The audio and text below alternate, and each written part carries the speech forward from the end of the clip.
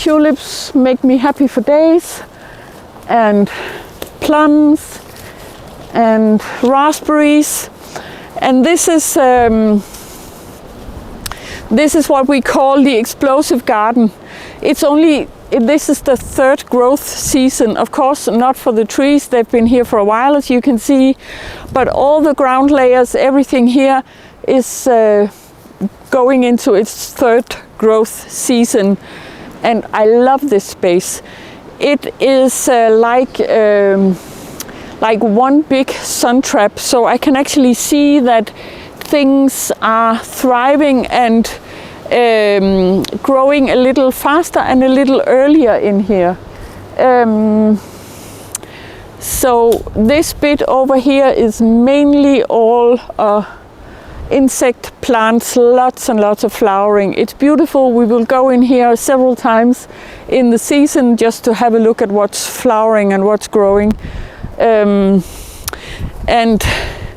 this is the third year that the what is this olive tree is actually wintering here, so I'm pretty impressed with that. It looks more happy than when it was in a pot, so maybe we will have a real olive tree harvest sometime. I don't know. This bit over here is mainly our annuals, all our vegetables. I have some perennials, as you can see. It's hard for me not to put perennials because I do love them, and I'm running out of space in other places. But I wanted to show you, maybe it's still here. This tiny hair. No, it left. Too bad, too cute. That's how it is. But when I'm working in the garden, these in spring, very often I come across these tiny hair babies, and they're so hard to see because they're small and they're super camouflaged.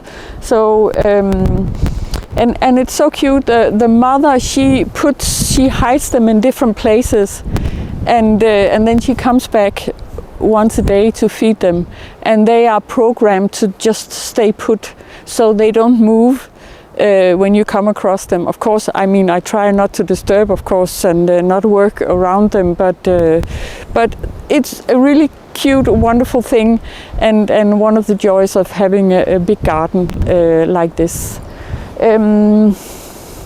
There was another thing I wanted to talk to you about. So these are some of my favorite early flowers. Helleborus orientalis, and you can see I put lots around the fruit trees around here. And I mean, they bring me joy for days.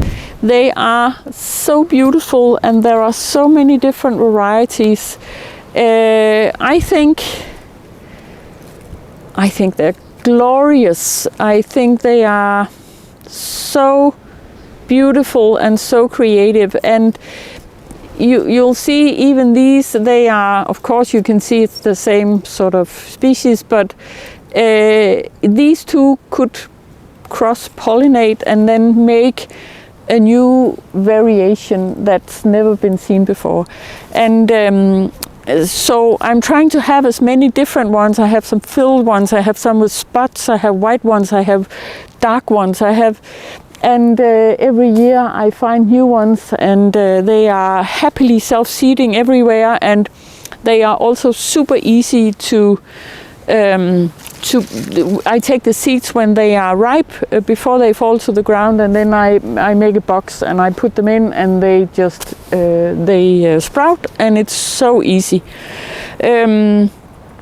All of these I got from an old lady's garden, and she was moving into a care home, and she had the most magical garden that hadn't been touched for 20 years, and lots of these that had cross-pollinated and made so many flowers.